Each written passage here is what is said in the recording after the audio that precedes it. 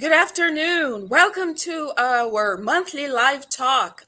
This month, our topic is literature and human rights, the contribution of Black women writers. And this live talk has been organized by the Black Women's Writers Group, NIPFI, from the University of Brasilia. I am Professor Norma Diana Hamilton, poet and professor from that university. I'm from the language department and co-founder of NEPFIR.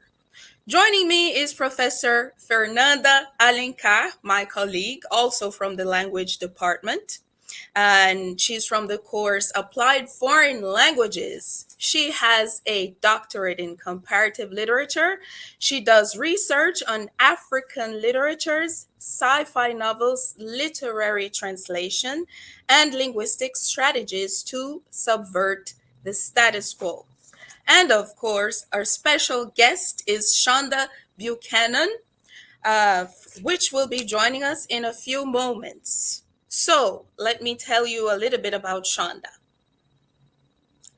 So Shonda is a Pushcart Prize nominee, a USC Los Angeles Institute for the Humanities Fellow, and a Department of Cultural Affairs City of Los Angeles Master Artist Fellow.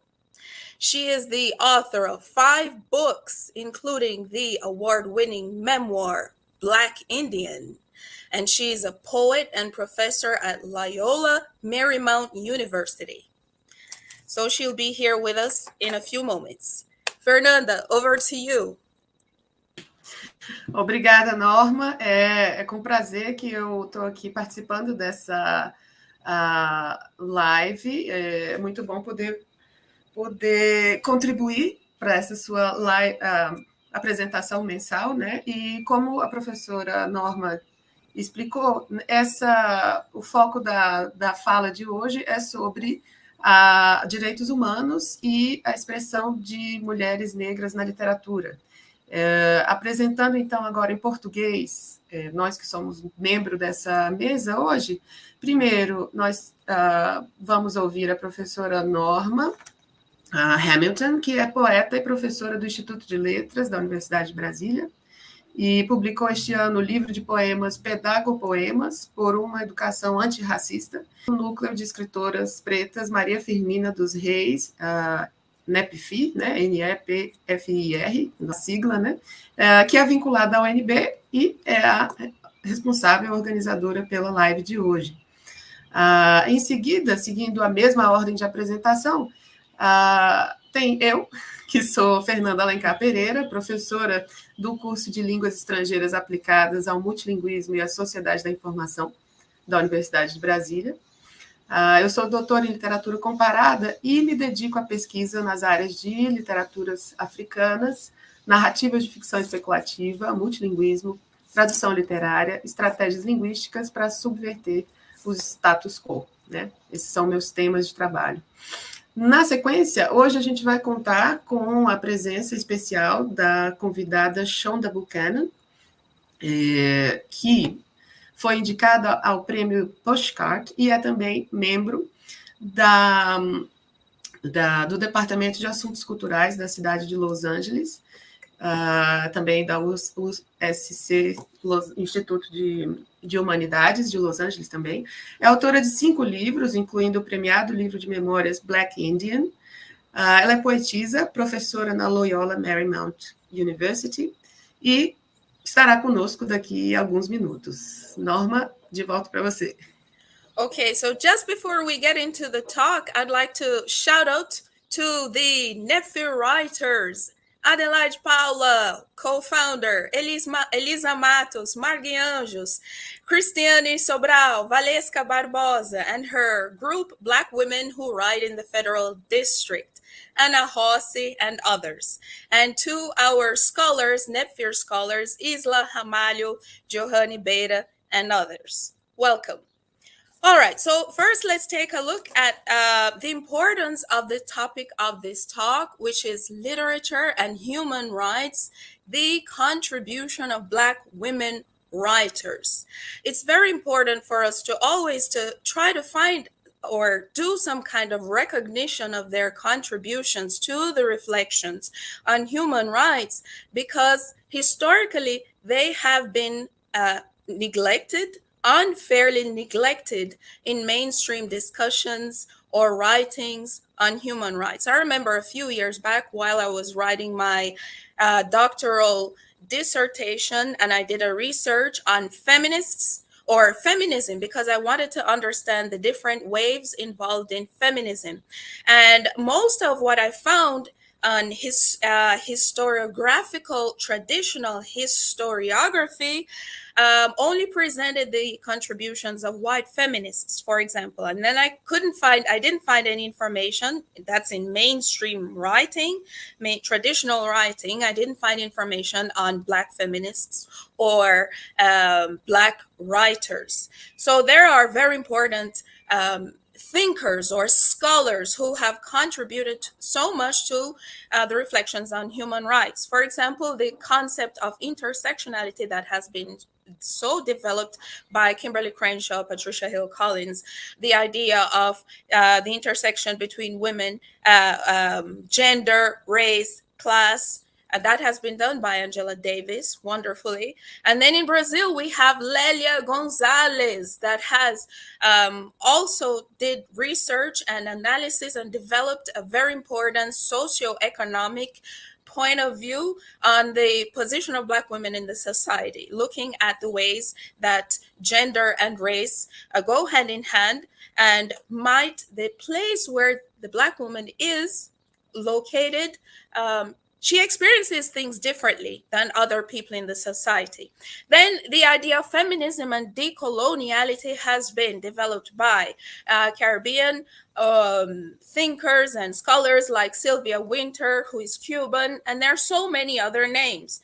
And when we think about Black women writers, it's even more difficult for us to find information on them in mainstream writing or discussion. So one of the most important objectives of our writing group, NEPFI, is actually to spread information on these Black women writers whose voices have been so important when we think about the reflections on human rights. So I'd like to briefly mention, for example, Maria Firmina dos Reis is the first abolitionist writer, the first female novelist in Brazil, the first female novelist, and she was Black. And so she published in the 1800s a novel called Ursula, and also a book of short stories called The Slave. And so this was the first novel that brought abolitionist ideas and a blunt criticism against slavery, for example. And the novel is very important because it humanizes for the first time enslaved characters, which was very important at that time to kind of engender empathy from readers, right, in the movement against slavery. So, Fernanda, over to you.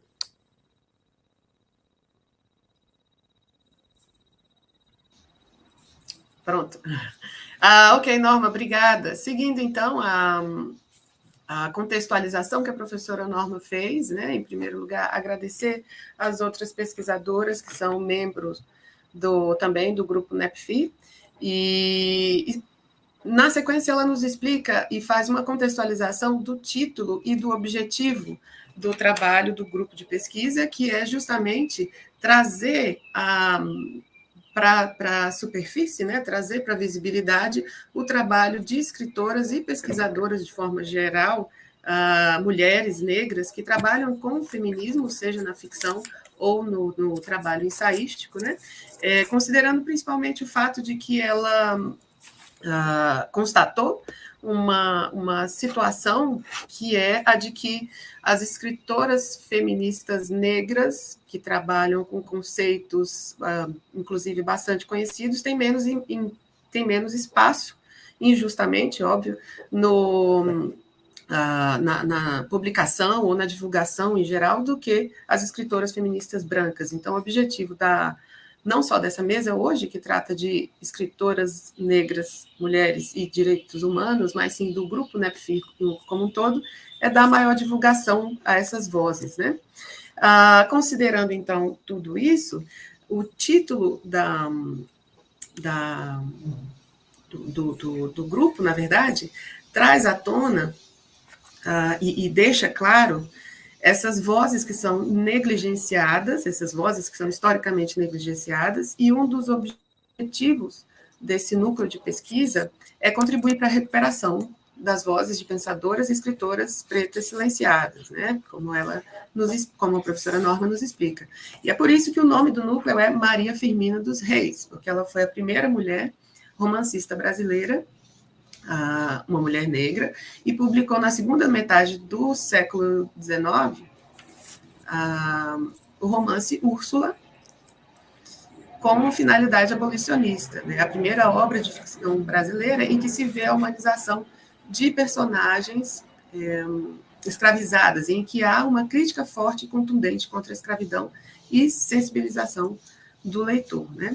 Quer dizer, esse é o espaço de reivindicação tanto do núcleo de pesquisa como do trabalho da professora Norma e nosso objetivo nessa mesa de hoje. Norma? Yes, thank you. So I'm just going to get right into my presentation, which will be quite short, 10 to 15 minutes. You could put up my slide, please, if you have it, so I could talk about the topic. Actually, it's here already. All right.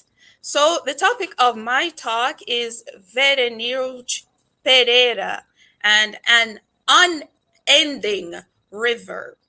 So this is actually my translation of the title, An Unending River, and a little bit about the author. So Verenius Pereira is a journalist who wrote the novel as a part of her master's thesis in the 1990s.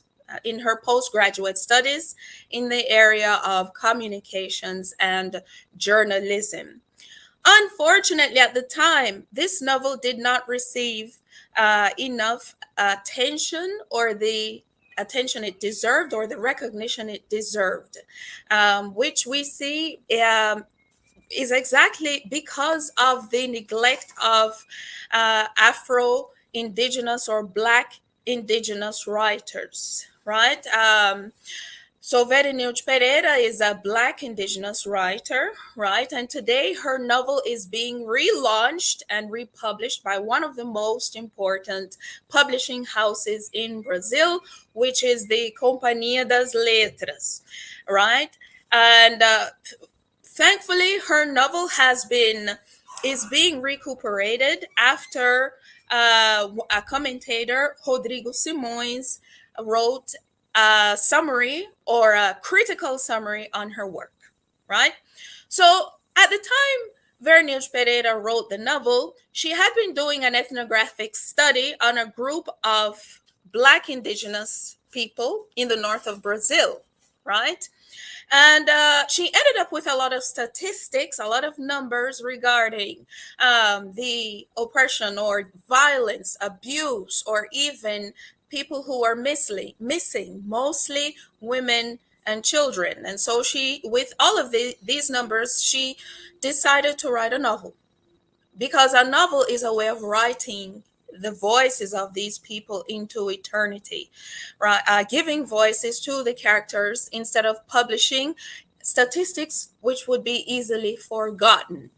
So that is exactly the importance of the novel, the importance of literature, humanizing the reader or educating the reader, giving information and giving voice to the characters who are representative of that group of people, right? So she wrote the novel during that time. And as I said, unfortunately, it wasn't recognized at the time. And nowadays it is being relaunched. So the main character in the novel is Maria Assunção, that narrates the story at different short periods during the story. And this is very important because we see that her voice comes to the front of the novel, or her voice is, she can tell us her story from her own perspective, right? So the story gives us a representation of the oppressive presence of European outsiders, specifically European bishops, Italian bishops, who go to the north of Brazil with the idea of bringing Catholic views or ideas, a part of a civilization mission in modern days in the 1990s. But what we see happening instead of civilization, the oppression of these people in different ways. So the bishop who is responsible for this mission would be Matias Lana, and he the main character, Maria Assunção, is always at the front of his, always in his mind, always in the forethought of his mind, because she's the one of the few women, or one of the important women that he is unable to control because of her resistance against him. So he is obsessed with her, fixated, and he cannot control her, and so she gets under his skin. So the novel is very important because it contributes to decolonial thought by showing the oppression that takes place within this community by the presence of outsiders. And we see the destruction of the Black indigenous knowledge, right? Black indigenous way of life, and the imposition of European views and ideas. So this would be the coloniality of being, the coloniality of power, forced submission of the community to the Western views, and the attempt of controlling their bodies, their minds, their every move, telling them what to wear, how to dress, how to speak, how to say their names, and that would be the coloniality. And then they are in a position where they become the subaltern, right? And that would be referring to the coloniality of race, the coloniality of gender.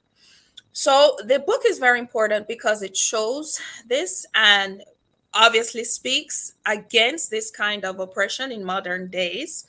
And another important point here is shows how many women, many Black indigenous women go missing at different times, right? And so I brought a small part of the novel, a few lines to read, just to show you, so you can have an idea of this idea of Black indigenous women who go missing, right? So I'm going to read the version I wrote in English, and then afterwards Fernanda will read this part in Portuguese. So it goes. Maria de Nazaré, from whom we no longer got word, where was Maria de Lourdes? No one knows whether she finished her studies. Where was Maria Inez, that had left 8 years ago, carrying only 2 plastic bracelets, one yellow, one blue? Where was Maria Etelvina? Was it true she had died? Has anyone heard from Maria de Rosario, that had left so beautiful, but now she came back with her face deformed? And what about Maria Bernadette, who had married a businessman, and other Marias who were ashamed of them? One was always asking where they were and why didn't they come back. So this is from the book, right? An unending river, where this part of the novel shows how Black women, or Black indigenous women, went missing, right? So let's talk a little bit about the way the novel is organized. All right. So the story is told through a non-linear narrative. Broken parts of the narrative is evident. It's quite fragmented from paragraphs to paragraph, which is, we have flashbacks, flash forwards, which is quite important because it shows us how uncertain the lives of these people was, because of the presence of outsiders in many cases, right? And how turbulence was a part of their lives because of this experience from outsiders. So let's talk a little bit about the narrator's voice. The story is told in the third person, and it's a voice which is bluntly critical against this kind of oppression from the outsiders, from the missionaries. And this voice is sometimes serious or appears showing a lot of parody. So the novel speaks out against this kind of oppression, and the theme of resistance in the novel is so important. The community resists in many different ways, even in small acts. You know, Maria Assunção, she throws up her food in the face of the nuns. She doesn't answer Dom Matias Lana's questions. So, you know, different acts are ways of resisting this oppressive force. And so, to summarize, in ending my presentation, the novel speaks out against the oppression of the Black indigenous community in modern days. And it's a problem that still exists even today when we think about the Yanomami population, right? That, you know, undergoes different forms of oppression from outsiders, right? And the novel shows the importance of telling these stories, you know, stories that are hidden, untold, right? And it's also important to think about the recognition and giving value to the Black indigenous presence in the Brazilian culture. So that is how important this novel is. And I wrote a poem regarding the novel. And it's actually a novel that's published in my bilingual book of poems. The book is on Amazon. It's called Pedagogue Poems for an Anti-Racist Education. So I'll just read the poem for you, and then that will be the end of my presentation. So let's take a look here. Let me pass this. Here it goes. Vernil Pereira and an unending river, right? Dislocation and rearticulation retells the untold story, redefines the place of the native, the Black indigenous woman, stories that search for others' voices, for other voices, a leap from history that's liberating. Like the roaring tide, from oblivion to fiction, surge into eternity, immanence to transcendence, universalizing the stories that engender identification, revalorization, visibility to denounce the violence of coloniality. Black indigenous ancestral spirit recaptured, the blood which beats forcibly in Brazilian veins. Fiction fosters freedom, reappropriation of native wisdom, foregrounding of the feminine amidst chaos and calamity, loss and alienation. The feminine is foregrounding, forging freedom, feminine as resistance, feminine as resilience, insurgent, intransigence, rebellious women, empowerment. Thank you. Fernanda, over to you. Did you like my poem? Yes, I did, very much. Thank you. Thank you. Thank you for that, Norma. It's beautiful. Thank you. Ok, pessoal. Então, agora cumprindo minha função de intérprete, né? Eu vou trazer para o português essa belíssima, esclarecedora apresentação da professora Norma. Então, considerando tudo aquilo que foi dito anteriormente com relação à importância da presença feminina na literatura, feminina, negra indígena, e uma literatura escrita como denúncia e representação, eu sigo, então, com o trabalho apresentado pela professora Norma, é sobre a escritora Bilíngue Pereira, o romance que ela escreveu se chama Um Rio Sem Fim, né? Essa escritora, ela foi uma jornalista que produziu um romance e como trabalho final de mestrado na pós-graduação de comunicação. Infelizmente, o livro não teve o devido reconhecimento na época da publicação, justamente em função da negligência histórica de escritoras negras, negligência histórica em relação a escritoras negras e indígenas no Brasil, né? O livro está sendo relançado como uma iniciativa de um pesquisador comentarista branco chamado Rodrigo Moraes. E o livro vai sair pela Companhia das Letras depois dessa descoberta, entre aspas, né? Nos seus estudos, na pesquisa da escritora Veronilde, ela havia feito um estudo etnográfico com uma comunidade afro-indígena do norte do Brasil, e ao ter as histórias e estatísticas das diferentes formas de violência contra essa população, ela decidiu produzir o romance como forma de dar voz àquelas histórias e àquelas pessoas, né? Ela percebeu que seria mais duradouro e eficiente ela publicar uma narrativa do que números estatísticos, né, que seriam facilmente esquecidos.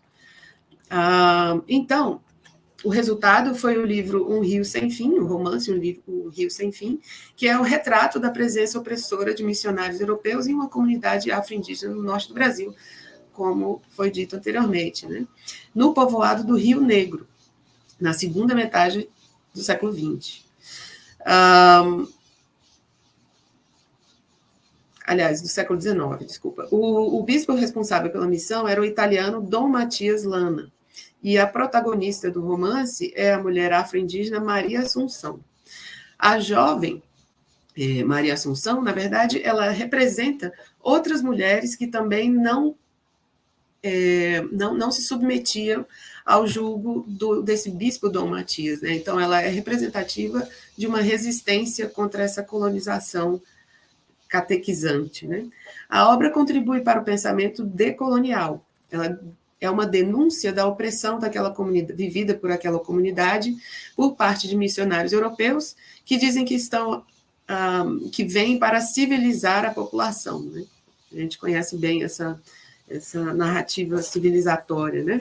O que acontece, na verdade, é uma catequização, uma destruição dos saberes desses povos, os saberes afro-indígenas herdados ancestralmente, e uma imposição da visão do mundo europeu, né? É uma colonialidade do saber, do modo de ser, de se vestir e de se expressar. Uma subalternização dessa população extremamente violenta, em busca de controle das mentes e dos corpos. É a colonialidade do ser, colonialidade de gênero e raça. O romance, O Rio Sem Fim, então, é uma denúncia da exploração dessas mulheres afro-indígenas por estrangeiros, né, por homens brancos que vêm de fora e que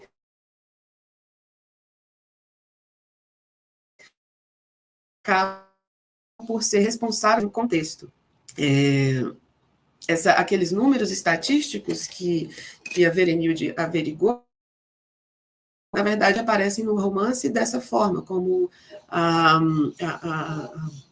nomeação dessas mulheres que representam uma quantidade de pessoas que desapareceram sem deixar rastro, né? Sem nunca voltar também. Na mesma sequência da apresentação da professora Norma, então agora eu leio para vocês o trecho que ela traduziu para o inglês, o trecho da obra da Veronilde, que diz o seguinte: Maria de Nazaré, que nunca mais mandara notícias. Onde estava Maria de Lourdes, se havia acabado os estudos? Onde estava Maria Inês, que havia ido embora há 8 anos com 2 pulseiras de plástico, uma amarela e outra azul? Onde estava Maria Teovina, se era verdade que havia morrido?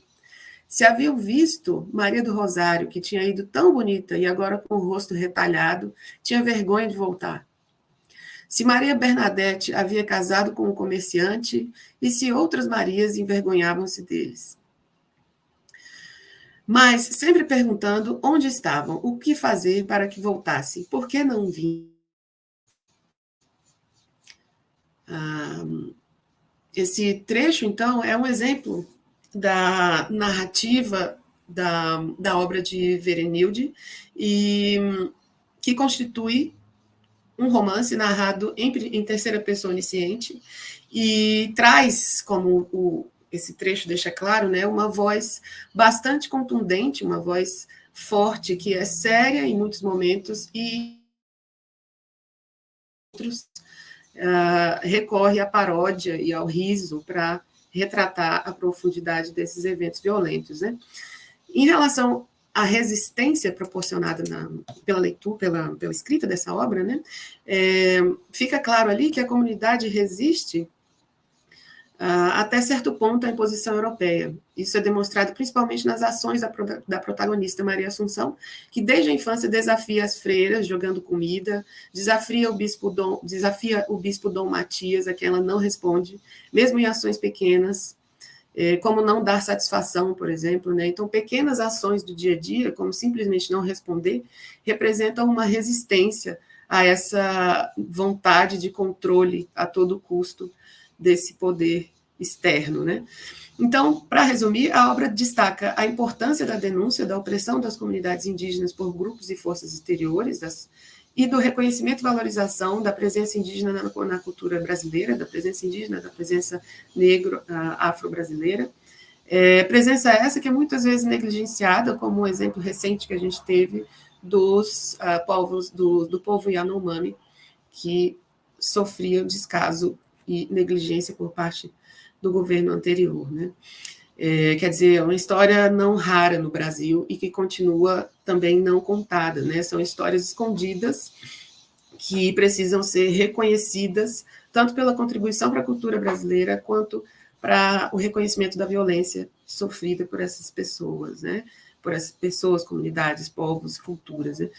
Então, pensando nessa proposta, a professora Norma Hamlton escreveu um poema que faz referência ao romance O Rio Sem Fim e resgata essa temática. Eu sigo, então, para a versão em português do poema, que se chama Verenilde Pereira e o Rio Sem Fim.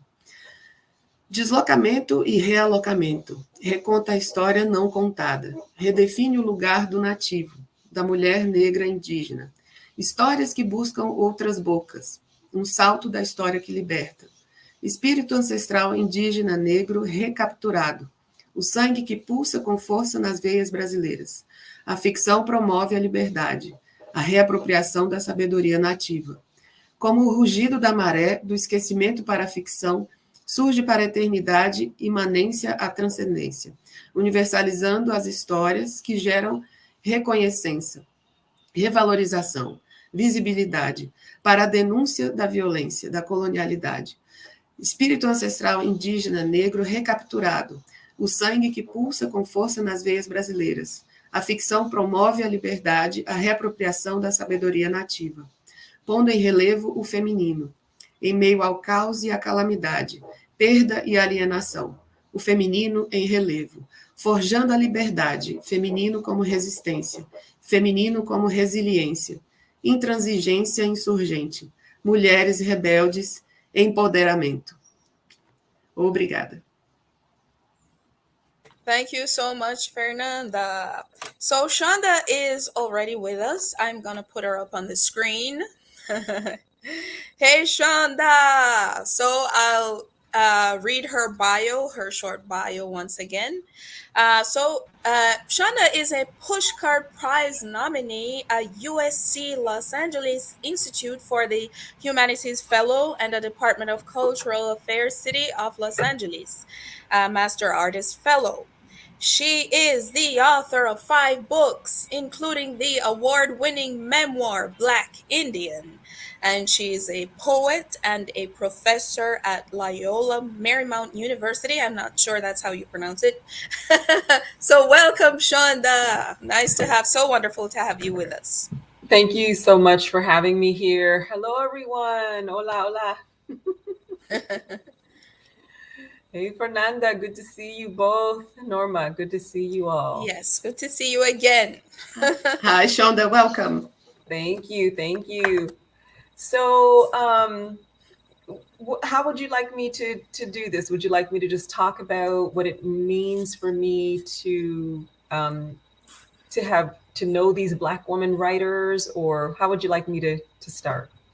Yes, and how we'll be able to reflect on their contributions to human rights. For example, I talked about the novel I just talked about, how Vernil Pereira gives voice to this Black Indigenous community. Whatever you like. So I'm going to start with, I'll start with Sonia Sanchez, who is one of my favorite poets. A lot of people don't realize that she's the co-founder of the Black Arts Movement. So it was Sonia Sanchez and it's Amiri Baraka. Amiri Baraka was a renowned poet, very, what's the word? I guess you could say an activist. He's very much an activist, very much one of those like politically charged Black Panther poets. And Sonia Sanchez was as well, but because she was a woman, there were things that she didn't get in terms of a sense of authority. And she had to create a lot of that for herself as a Black woman who fought for civil rights, who fought for women's rights. She was born in 1934. One of her most famous books called Homegirls and Hand Grenades was published in, let me double check my dates because I want to make sure I'm saying it correctly. Yes, this one was published in 1984. She became a professor at Temple University in 1976, and she's still kind of a professor there, professor emeritus, they call it, because she's worked there for so long. But in terms of the kind of work that Sonia Sanchez has done, she's really started with the political as personal and the personal as political. So everything that she wrote in terms of her poetry, and mostly poetry, she's done some narrative writing, but she's always looked at what it means for the Black woman and the Black woman's role in the family, the Black woman's role in society, how Black women have given everything or continue to give everything to their families, to their jobs, to their children. And then, how over it, particularly in her time, when she was growing up, how little we reaped in terms of that kind of benefit. So if you Googled any of Sonia Sanchez's work, you would see how, there are real poems where she's talking about Black women in addiction. She's talking about Black women in war. One of the things that I love about Sonia Sanchez, and she's still alive, luckily, we still have her as a cultural gem. But I love that she has continued to fight, continued to be a human rights activist, where several years ago, I say several, it was 10 years ago, she took a group of grandmothers to the airport because they were going to go to Iraq and Iran and protest the war. And they got stopped at the airport. And, she publicized it. She said, you know what, if the men aren't going to do anything, the women have to do something. And so, she's continually just been an amazing human rights activist for us and for herself as well, I would say. Have you taught Sonia Sanchez? Has anyone taught Sonia Sanchez's work as of yet? No, I haven't, but I've taught Toni Morrison, that I know that you're going to talk about in a few seconds or minutes. Yeah. I've actually had the privilege of reading with Sonia Sanchez at a couple of times, and every time I'm blown away by her commitment to the community, her commitment to women, her commitment to Black women, to humanity. I think her ultimate message is that we all have something to give to each other.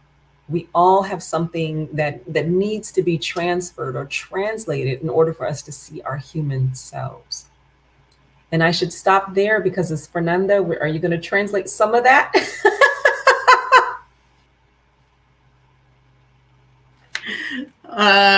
Yes, Shonda, thank you. Actually, I'm going to translate what you've said so far, but then you can speak freely and use your time, and I'm going to translate everything at the end, okay? But now, since we have already stopped, I'm going to make Sonia's introduction as you have already put, okay? Então, pessoal, estamos aqui agora com a presença da professora e poeta Shonda Buchanan, muito felizes por esse momento, e eu vou traduzir para vocês essa primeira apresentação que ela fez sobre a escritora, poeta, professora Sonia Sanchez, né?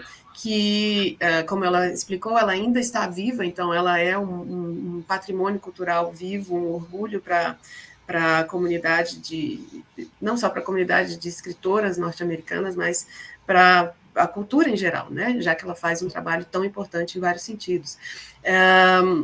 Ela contribuiu muito para as questões de luta por direitos civis nos Estados Unidos, na época dos Black Panthers, né, dos Panteras Negras, e desde cedo ela escreve, ela nasceu em 1934, ainda está viva, ela se tornou professora universitária em 1986, hoje ela é professora emérita, mas ela começa a publicar junto com os movimentos por direitos civis nos Estados Unidos, né? E como a professora Shonda nos explica, ela fazia parte do movimento de luta, mas ela não compartilhava de toda a carga de autoridade, que é muito mais masculina, e ela desenvolveu a sua própria forma de realizar essa luta, né?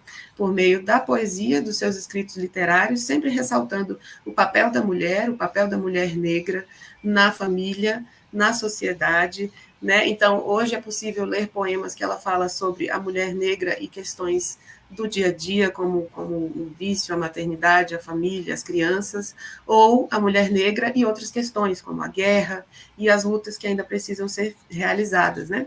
Ela, recentemente, inclusive, ela liderou um grupo de mulheres idosas que iriam ao Iraque protestar contra a guerra, e ela disse que as mulheres precisam fazer algo, e todo mundo, na verdade, tem algo a dar, algo a contribuir para o mundo, e a gente precisa encontrar o que é esse algo para mostrar, para melhorar o que a gente tem de humano coletivamente. É isso. Thank you. Yeah, thank you so much for that. And I have to say, even thinking about Sonia and then in folding in Toni Morrison into this discussion, I remember a moment in my incredibly grateful moment in my lifetime when I was at the National Black Writers Conference at Medgar Evers College in New York. And Medgar Evers College is a predominantly African-American college. And they were honoring Toni Morrison with the lifetime, I think it was the Lifetime Writers Award or something like that. The Lifetime Writers Award for the National Black Conference, Writers Conference. And Sonia Sanchez was there, Cornel West was there, Susan Taylor was there, all these like Black luminaries, Black writer luminaries there to honor Toni Morrison. And just for me, to be a Black woman writer myself, I have two collections of poetry, one memoir, 2 anthologies. So that's 5 books so far that I've penned. And I have another book coming out next year, a collection of work for Nina Simone, because I'm writing about difficult women I love. So Nina Simone is one of those amazing women. So that comes out next year. But just to have been in that room and to see the wealth of work and love and knowledge and commitment to how language can change our world for the better was just an incredible moment for me. And then to have these 2 women together in that room was amazing. And a lot of us, women my age, I'm 54, we had the luck, privilege, and honor of being raised at a time right after our mother's generation, when our mothers didn't have a lot in terms of the self-empowerment with language, or how we could create a character to tell our story in a different way. My mom did not have that, but I grew up at a time when Toni Morrison was born in 1931 in Lorain, Ohio. And then she went to 1949, she went to Howard University, a historically Black college in Washington, D.C. And at the time, I believe she was writing poetry. I know I've read a couple of her poems, and I'm not sure if her intention was to be a writer, but she experienced racism. She was very curious about the world. She saw segregation because, again, if she was going to Howard University in 1949, technically segregation in America did not end, if it has ended fully, but it didn't end technically. I'm going to keep going technically until that civil rights movement, right, in 1967, 1968. So this is a period of 30, years that Toni Morrison lived with the segregation in America. And I'm sure with regards to what's happening in Brazil with the indigenous, the povos, people, and then, African Brazilians, and then Portuguese Brazilians, there's still a sense of segregation, and how we have to fight that with language, how we have to look at racism and explore the residuals of racism with language. Toni Morrison, finally, at a certain point, we were really lucky, actually. She went to get her master's degree at Cornell University, and then she went to work at a publishing house. So here is the genius of Toni Morrison. She already had her degrees. She was working at a publishing house in New York. And while working at the publishing house, she was acquiring books that were acceptable books, right, for her to acquire. And she was secretly writing her own work, not even knowing if they would publish it or if they would accept it, but she was writing a pivotal book called The Bluest Eye, which was published in 1976. And The Bluest Eye became a bit of a clarion call for Black women to talk about our experiences, to talk about being a third-class citizen in America, because you're African American, you're Black or Negro at the time, or colored, and then you are a woman, right? So you've got that, you down one, and then you're down two. So technically that we're that third class, a Black woman, and then a writer, right? We're third class citizen. So The Bluest Eye became a pivotal book. And Toni Morrison, along with the other writers of her time, so it was Sonia Sanchez, it was Gloria Naylor, Toni K. Bambara, who are contemporaries of Toni Morrison, oh my gosh, of Alice Walker, who was writing at the time, The Color Purple, Temple of My Familiar. And along with those Black women writers, Toni Morrison shifted the lexicon of what it meant to be a Black woman in America, and then what it meant to articulate what it meant to be a Black woman in America. And then she gave us a visibility that we didn't have before in her books, in her work. And I'll stop there so we can get some translation happening. Ok, obrigada, Shonda. Então, voltando ao início, né, a professora Shonda explica para a gente que quando ela pensa sobre a contribuição da Sonia Sanchez, né, como ela explicou primeiramente, e o quanto ela foi importante, ainda é importante para a literatura de mulheres negras, para a literatura de expressão das mulheres pretas norte-americana, e pensando já na contribuição da Toni Morrison, ela se lembrou de um momento em que ela estava na Medical College, né, uma instituição predominantemente negra nos Estados Unidos, e que era um momento de uma homenagem a Toni Morrison, e naquela sala, além da Sônia Sanchez, dela própria, de Cornel West, havia vários outros artistas, escritores, e ela viu naquele momento a importância de fazer parte daquele grupo, de estar lá e testemunhar a importância da língua e da arte para mudar o mundo, né? Inclusive, ela menciona o fato de que ela própria já publicou 5 livros, né, poemas, coletânea de histórias, e que no ano que vem ela vai publicar mais um, que é um livro sobre a Nina Simone, que é uma pessoa que contribuiu bastante para a história, para a carreira de pensamento dela própria. E ainda nessa linha, ela pensa sobre o privilégio de ser criada, de crescer no momento em que há referências de mulheres escritoras, mulheres pretas escritoras, diferente de gerações anteriores, como a da mãe dela, por exemplo, que já não tinham que não tiveram essa mesma referência para ler e para pensar em escrever, né? Ela comenta sobre um momento em que Toni Morrison foi para a universidade em 1949, na Howard University, Universidade de Howard, e ela já escrevia poemas, ela experienciou o racismo, era um momento de segregação ainda muito forte nos Estados Unidos, né? Inclusive a professora Shonda comenta se é que a gente pode dizer que a segregação já acabou. Nessa época, 1949, ela era institucionalizada, né? Ela vigia com toda força ainda naquele momento. Então, o Brasil também, como ela comenta, tem sua história de segregação, assim como os Estados Unidos, a segregação entre pessoas indígenas, pessoas pretas, pessoas brancas que se consideram descendentes de portugueses, por exemplo. E ela destaca a importância da gente pensar a língua, a literatura e a arte para mudar ou para combater essa situação.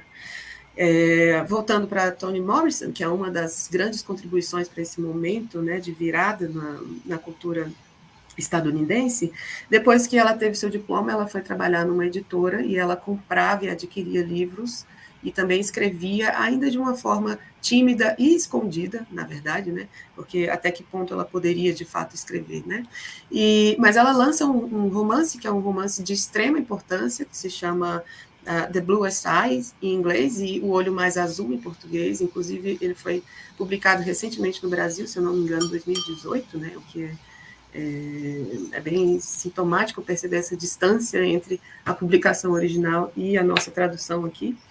E esse romance, ele abriu os olhos da população de mulheres negras, pretas, afro-americanas nos Estados Unidos, que, como a professora Shonda explica, perceberam que elas, na verdade, faziam parte de uma categoria de terceira classe, né, de uma cidadania de terceira classe dentro daquela sociedade, já que elas eram, por um lado, pretas, depois mulheres, e ela ainda, como escritora, fazendo algo que ela não poderia, entre aspas, fazer. Então, quer dizer, uma distância, né, dentro dessa posição de cidadania na sociedade. Mas aí, junto com outras escritoras que começam a escrever também mais ou menos na mesma época, como Alice Walker, a Toni Morrison, ela modifica o léxico, né? Ela traz uma contribuição e uma virada sobre o que é ser mulher preta naquela sociedade. Então, ela abre o escopo de possibilidades, de léxico, de palavras, de expressão, e é nesse contexto que outras artistas passam a ter uma referência. Obrigada. Thank you. Yes. And it would be lovely if any of the students had questions, I'd love to answer any questions if they had any, but. Yes, there's actually one here from Rita. I don't know if you want to answer the question now or later on. I could read it. Yeah, let's hear it. Okay, so this my student Rita or Rita Candea. She says, do you think that the recent appreciation of the place of speech, which is a concept that has been developed by one of our Brazilian scholars, Djamila Ribeiro. So in Portuguese, that would be lugar de fala, or the your standpoint or the perspective of your voice. And many people kind of make a comparison with Gayatri Spivak's Can the Subaltern Speak? So the place in which you're situated from, your standpoint. So the student is asking if the recent appreciation or the coming into being of this important concept, if it has driven Black writers, and she names two of them, Brazilian writers like Itamar Vieira and Vernil Pereira. So if this concept has driven these writers into mainstream literature, into the writing market, right? And if this concept has shed light on the violations of Black people's human rights. Mm-hmm. That's a fantastic question. And if I'm understanding it correctly, what she's asking me is the role of voice in human rights. Is that what? Okay. Exactly. And how this has helped giving a recognition of Black writers. Mm-hmm, mm-hmm. The role of voice for Black writers is incredibly important for several reasons. For one, it allows us to define ourselves with language, right? So that's the role of voice in my mind. Two, it allows us to present our culture in a place from a place of authenticity. So when you know the voice, or we're honing the voice, or we're writing in the voice of our community, utilizing dialect, utilizing colloquialisms, cultural nuances known to us, we are presenting an authentic representation of us. And no one can deny that, right? We can discuss it and debate it, but it cannot be denied that it exists. And then three, I think the power of that voice, it becomes hereditary. So in my mind, and this is for me, once you see a writer presenting, so for example, let's go back to Phyllis Wheatley, who was the first published African-American, well, technically she was African, Senegalese, Senegambian, right? But we call her African-American because she was an enslaved young child who came to the US at 8 years old, and she was sold into slavery. So that would make her by labeling African-American, but she was African, Senegambian. When she started writing, and she was brilliant. Oh my gosh, Phyllis Wheatley was amazing. I mean, amazingly brilliant, spoke several languages, wrote and spoke in several languages. But there were moments when she was trying to write in the voice of European white men, because that's what she had been taught. And then she started moving into writing about the suffrage movement, or writing about what it meant to be Black in her time. So just little by little, she was trying to hone her voice and define Blackness, right, within the confines of white voice and white language. So we have to look at that as a stepping stone for the next writers that came. There was another Black man, enslaved Black man, writing, her contemporary, Jupiter Hammond. So he was the first African-American enslaved person to be published as well. But as Black women, we look at Phyllis, and then we look at the next writer, and the next writer and their voice, and then I'm jumping up to Gwendolyn Brooks. Gwendolyn Brooks, again, a writer who pushed the boundaries of voice and Blackness and the representation of voice and Blackness. And we had her as a foundation, and then we kept moving and kept moving. So how is this important to human rights? It comes back to that sense of, if we were unable to, or if our voice was stifled, which we have fought against the stifling of our voice, but if we did not have the ability to write ourselves into the future, into the human future, and not just a future where we are subjugated, where we are servants, where we are other all the time. So having an authentic voice, in my mind, and the ability to use that voice and the power of language to define us and define who we are, creates that is, in my mind, that is the definition of human rights. Right? We have a right to speak ourselves into the future. And that's something Octavia Butler taught me.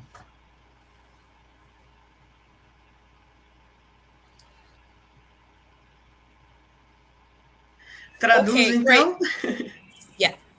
Traduzo a pergunta e a resposta. Então, a aluna Rita Candeia pergunta tanto para a professora Norma quanto para a professora Shonda se o conceito de lugar de fala ajudou, e as noções atreladas a ele ajudam a trazer à tona essas vozes de escritores e escritoras no nosso momento, né? E a professora Shonda, então, responde a pergunta tratando da questão do papel da voz, né? Que fica exatamente dentro do que é perguntado, né? O papel da voz, que é muito importante, permite nos definir enquanto pessoas e nos colocar em um lugar de autenticidade. Por exemplo, utilizando regionalismos ou nuances culturais, que são apenas exemplos, né, mas são questões que podem representar a localidade de cada um, né, isso está intrinsecamente ligado ao local de fala, ao standpoint, ao lugar de onde se fala, né, e isso é representar autenticidade, é representar quem se é com suas próprias vozes, né, e isso é algo que não pode ser negado, essa representação, uma vez dita, uma vez falada, ela está aí, né? Ela não pode ser retirada, né? E é algo herdado. Daí ela segue citando a escritora a poeta Phyllis Wheatley, que publica, na verdade, no século XVIII, né? Ela viveu em meados do século XVIII, né? Nasceu em 1753, e ela era brilhante, escreveu bastante, era muito profícua, escrevia em muitas línguas, e quando ela começa a escrever dentro dos moldes das línguas e linguagens europeias, ela percebe, ela começa a assumir uma identidade própria dentro dessa escrita, mesmo imitando o modelo europeu, e ela fala sobre questões como o movimento quer dizer, questões como o que é ser negra, o que é ser uma pessoa, e ela, uma pessoa que existe e que tem a sua própria identificação, né? Ela é uma pedra fundamental para as gerações seguintes de escritoras, como depois, mais adiante, a gente tem Gwendolyn Brooks, que promove o reconhecimento da voz preta feminina, e pensando na questão de direitos humanos, que também está presente na pergunta e no tema da nossa mesa, a professora Shonda nos explica sobre a importância de termos a habilidade ou a necessidade de nos colocar no futuro, de nos expressar no futuro, né? Para ela, essa é a própria definição de direitos humanos, ou seja, ao invés de ter a voz sufocada, ter uma voz que possa se escrever no futuro, falar de si próprio num futuro, né? É muito interessante isso que ela coloca, porque as pedras fundamentais das escritoras do passado permite que cada nova geração de escritores se coloque no futuro. E isso ela aprendeu com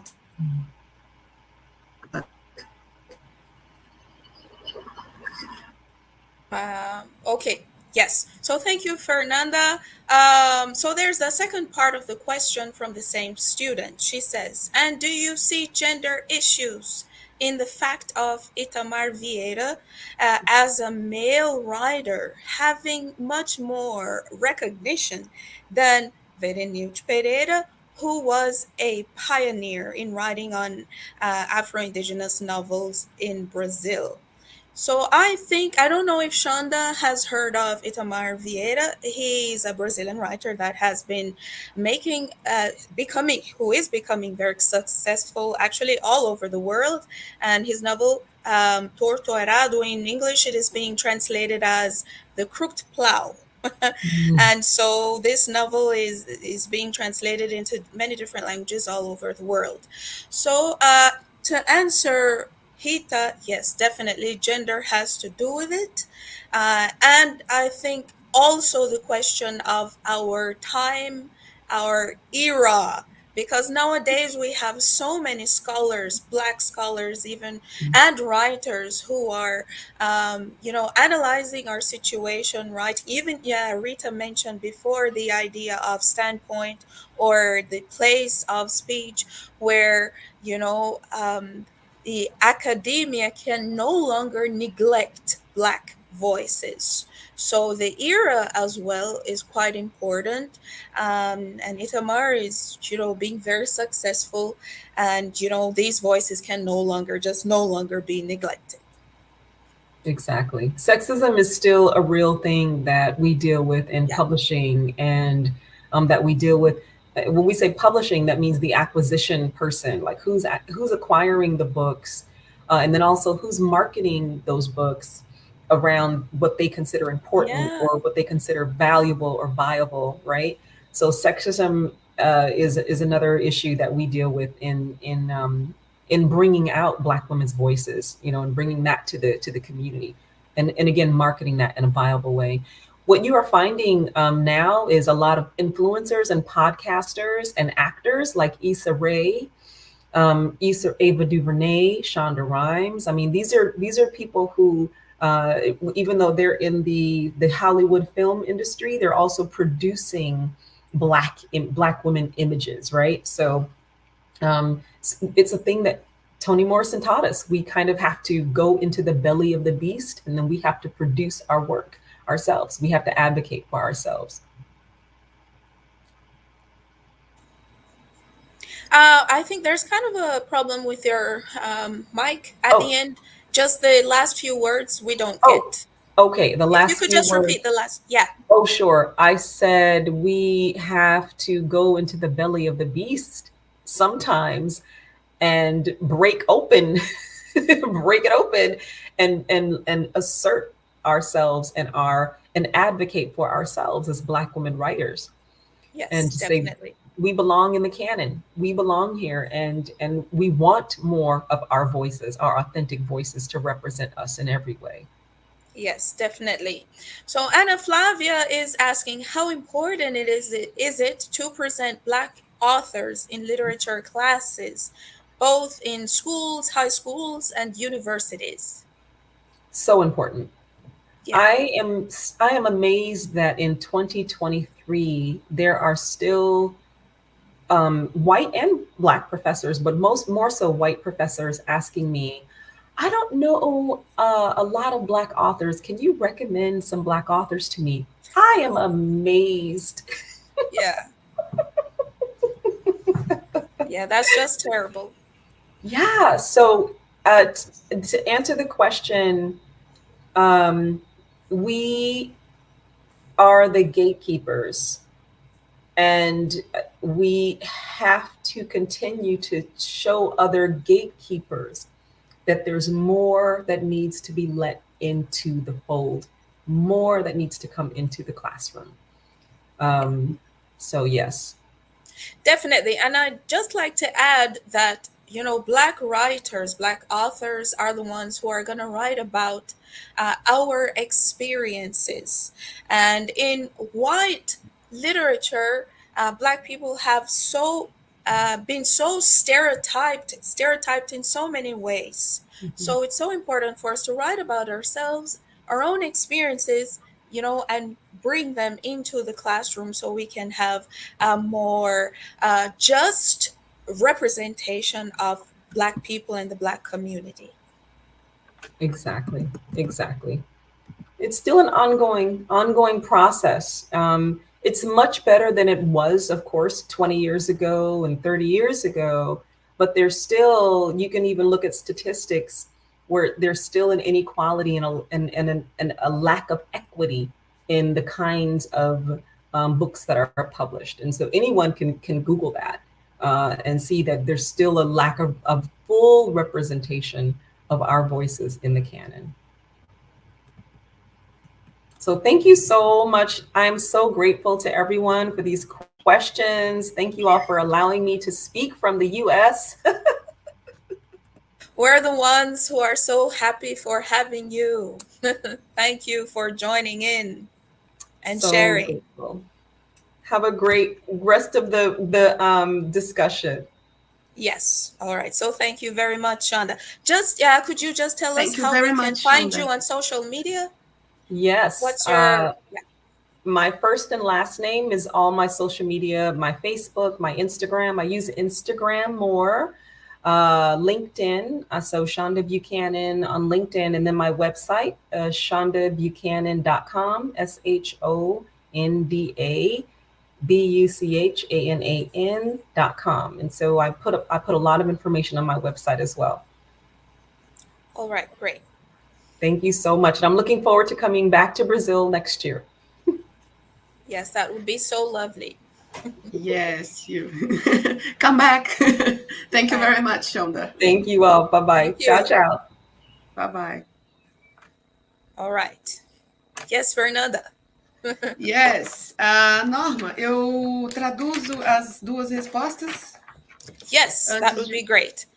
Maybe you could just summarize them, because we need to hear your presentation as well. So just summarize the answers. I'll be quick, I promise. Okay. Então, respondendo as duas perguntas, né, as duas últimas agora que tanto Norma quanto Shonda responderam, uma primeira pergunta foi sobre uma questão de gênero e reconhecimento, né? A estudante Rita Candeia perguntou se o fato de o escritor Itamar Vieira ter muito mais visibilidade, né, ainda é uma questão atrelada ao sexismo da indústria editorial, vamos dizer assim, né? E sim, na verdade, tanto a professora Norma quanto a professora Shonda nos informam, né, que ainda é uma questão, né?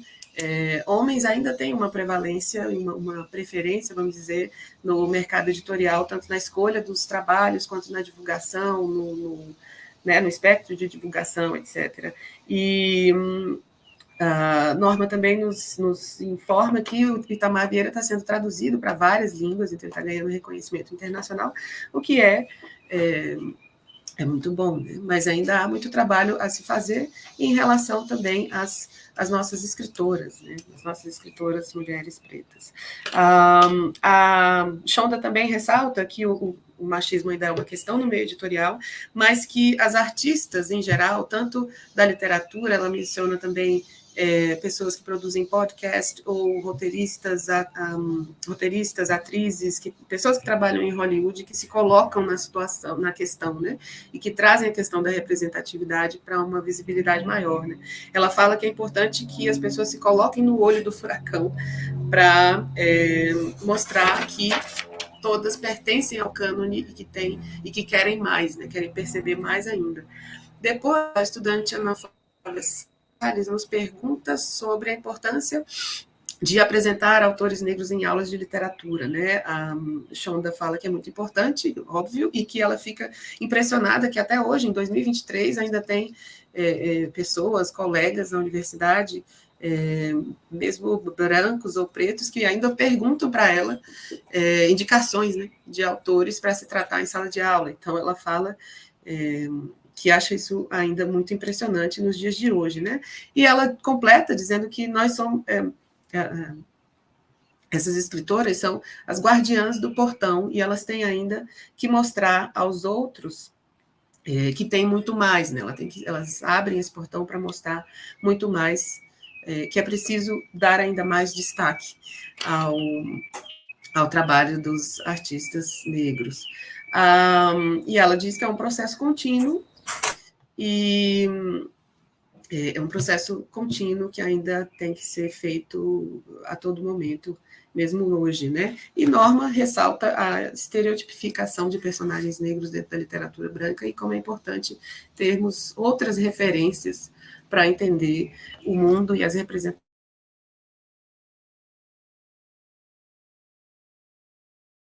Voz e representação.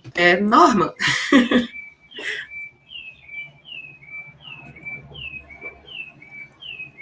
Você está com o microfone desligado. Okay, I was just saying there was a problem with your mic, but you're back. Okay. So, Maria Maria de Lourdes Teodoro is a writer, a Brazilian writer, and she's also a psychoanalyst. And she was a professor as well at the University of Brasilia. So we have the honor to be watched by you. Thank you so much for participating. And she has left us a question actually for Shonda. Let's see if we can answer her question, Fernanda. So she's asking if Black writers are mostly recognized by white readers or by Black readers. Firstly, they're recognized by whom? Which I think is a very important question, because historically, in the past, the Black community, facing different forms of oppression in entering the working world and having important jobs or salaries enough to buy books, I would say some centuries ago, the recognition of Black writers by Black readers would have been difficult, since the Black community wouldn't have been able to buy a lot of books. And this is one of the questions that Toni Morrison also talks about in her book, The Invention of the Other. So in my perspective, nowadays, the Black authors are first recognized by Black scholars and by Black readers.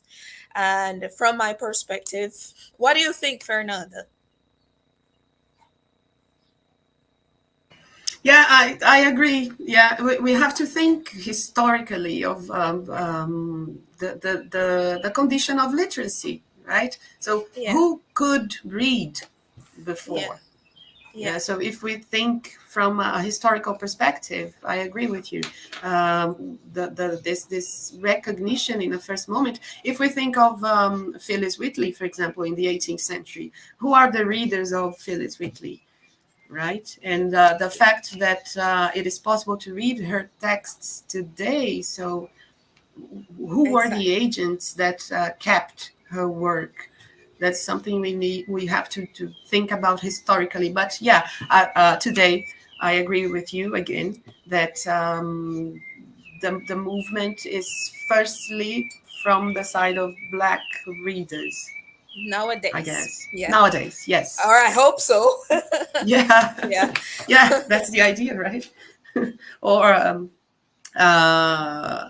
vou traduzir rapidamente, né? É um prazer que a gente tem de saber que estamos sendo assistidas e contar com a participação em forma de pergunta da professora, que já foi professora da Universidade de Brasília, né? Maria de Lourdes Teodoro, também é psicanalista e publica livros sobre literatura africana brasileira. She's né? a poet, a very important poet. Yeah. É uma poeta muito importante, então muito obrigada por essa presença e pela pergunta. Ela pergunta para a gente aqui no chat, era uma pergunta para a Shonda, mas como ela teve que sair, a Norma fez aqui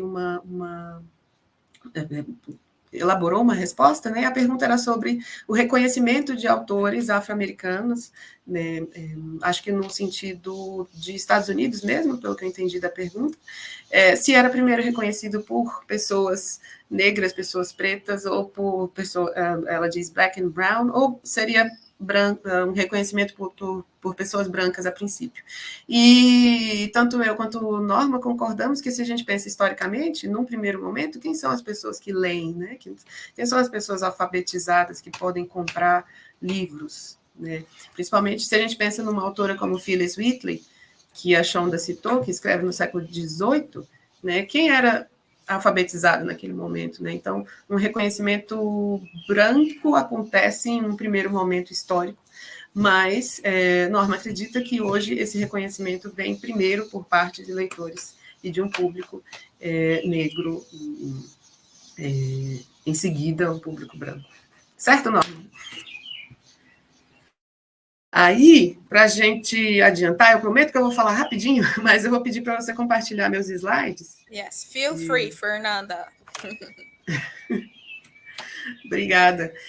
Então, seguindo esse mesmo modelo que a gente tem feito, eu vou fazer também uma apresentação bilíngue, né?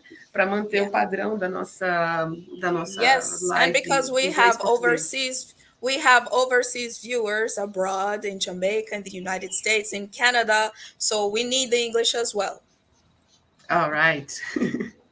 Então, what I'm going to present today is actually a research that I can say that I'm at the beginning. I've been researching about it for 2 years, but for a research, it's the beginning, right? So the title I present here in English, I tried to adapt what I have in Portuguese. Em português é o futuro presente de línguas e corpos em narrativas especulativas. So here I try to play with the words, right? Present and future, and it's the present future of languages and bodies in speculative fiction. Here in a small font, speculative language of resistance, transgression, and change is actually a subsection of this wider research, and this one here is the one I intend to pursue next year. I'm going to take a leave for research, and that's what I want to investigate. Everything what I'm looking at are matters related to movement, especially when we deal with language, bodies, and frontiers and borders, right? And I'm interested in speculative fiction, firstly written in English by writers from the United States, from the Caribbean, from Africa, firstly in English, but then I'm slowly moving into investigating also writers that write in Portuguese, in Brazil especially. And when I say that I'm interested in those 4 axes here, movement, language, body, and borders, I mean how they are articulated together to compose narratives that talk about future possibilities of future, and the dismantling, the destruction or the transgression of the borders that are constructed by bodies and languages that are imposed, right? So what I'm trying to see and to check is how those fictions, those narrative fictions that are set in the future are proposing new ways for us to think of our own bodies, and how language does that, if I may say it in a few words. So I'm not going to read all this quote here, don't worry, but from a point of view of what Donna Haraway brings in her essay Borg Manifesto, when she says that these are our storytellers exploring what it means to be embodied in high-tech world. They are theorists of cyborgs. She's talking about the writers that propose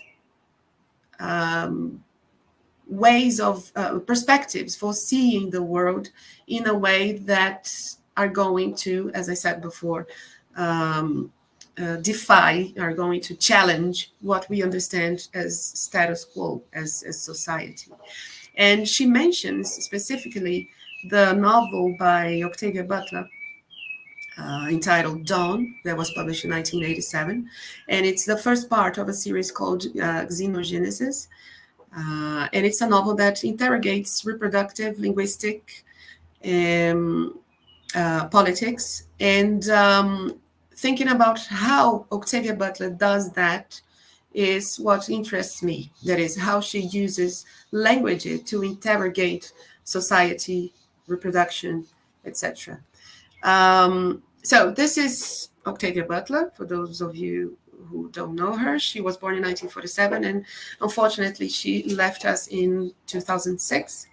And here I present to you my 4 fellow researchers, the students that work with me in this research. And this year we are taking a closer look into 4 short stories by Octavia Butler.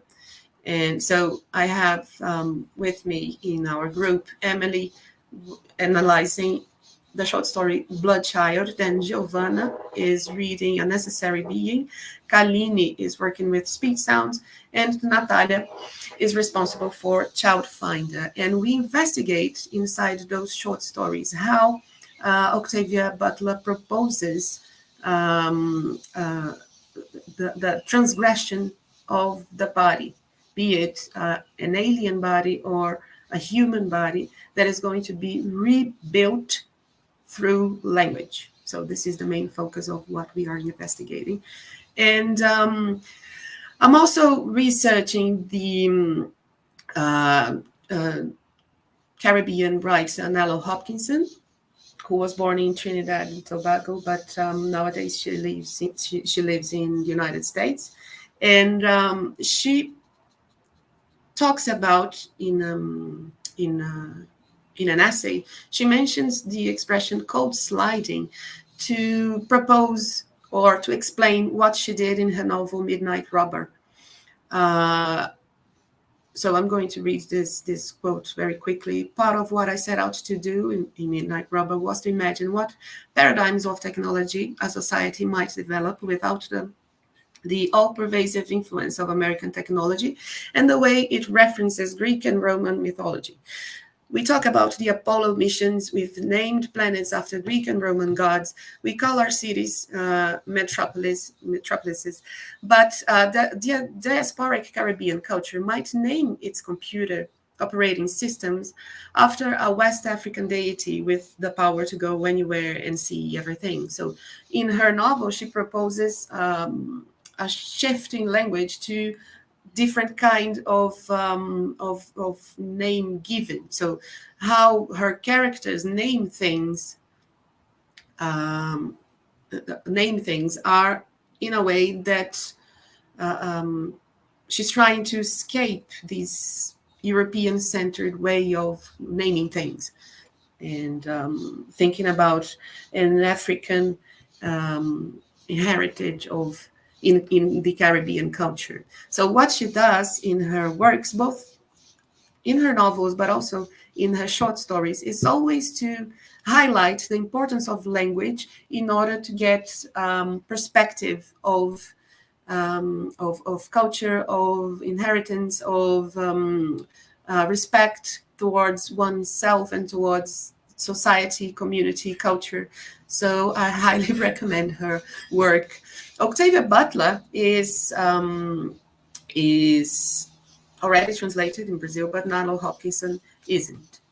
So I'm very much interested in translating her. And now, there's a mistake here. It's 2019, not 219. Sorry for that.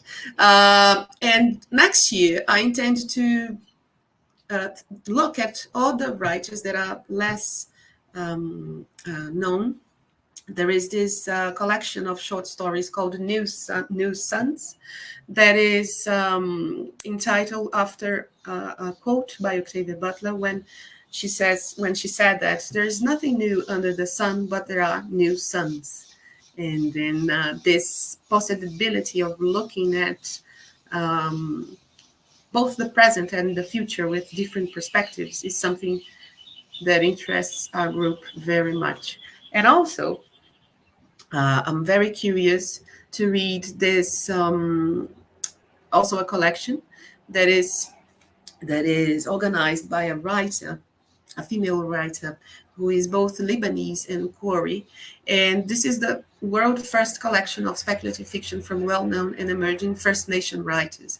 So the writers in this book come from, are descendant of Aboriginal First Nation writers in people in Australia and New Zealand. So it's a very interesting collection of works that is one of the books that I want to investigate next year.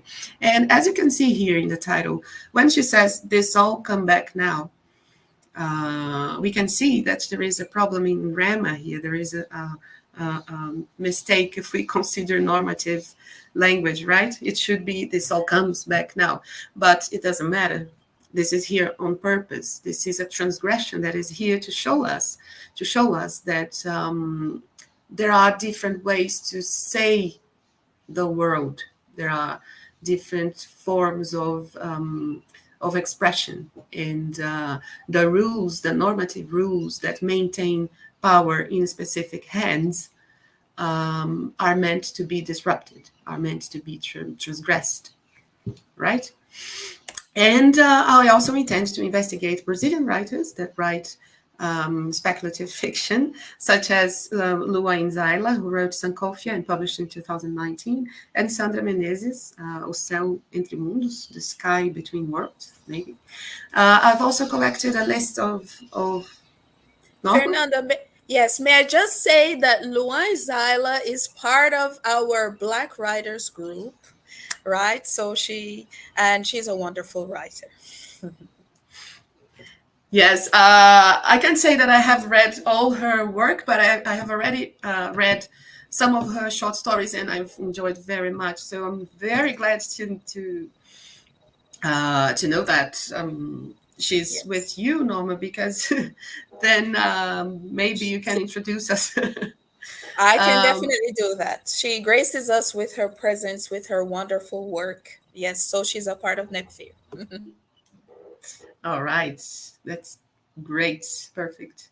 And I've also gathered a list here of other Brazilian writers who write speculative fiction that I am curious to know more and to investigate how this aspect of using language to challenge the norms, using language to challenge the construction of gender, especially, and sexuality. This is what interests me most. So how language is an instrument to transgress and to challenge what it is that we call body or man, woman, sex, gender, etc. So this is the main point of what I am investigating and what I want to continue next year.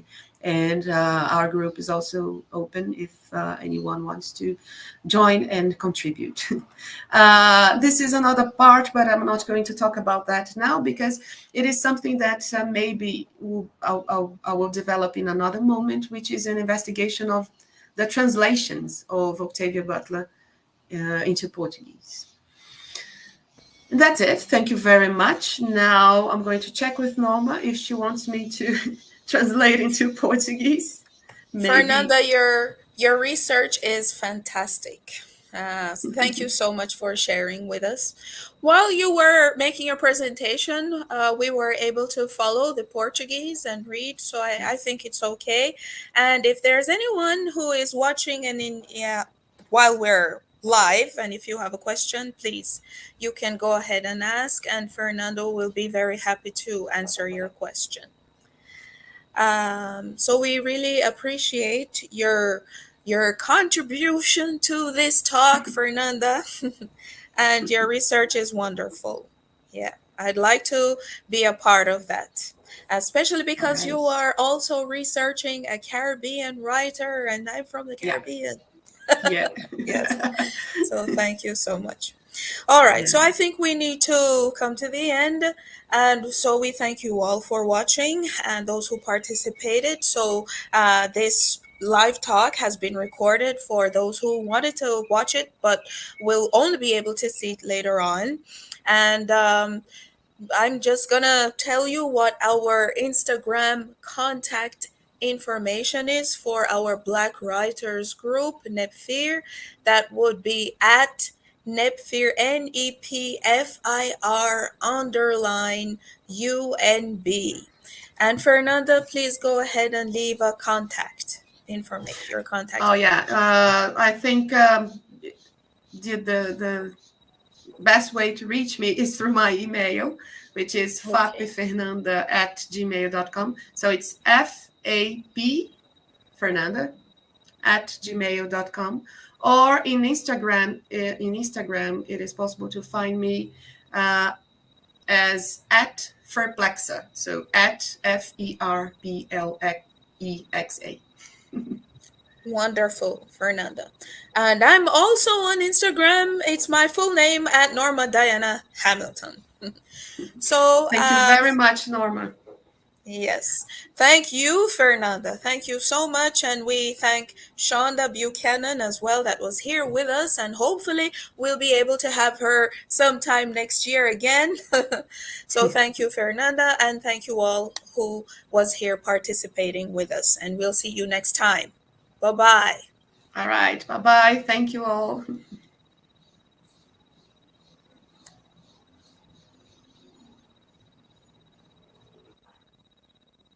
Pronto. Ok.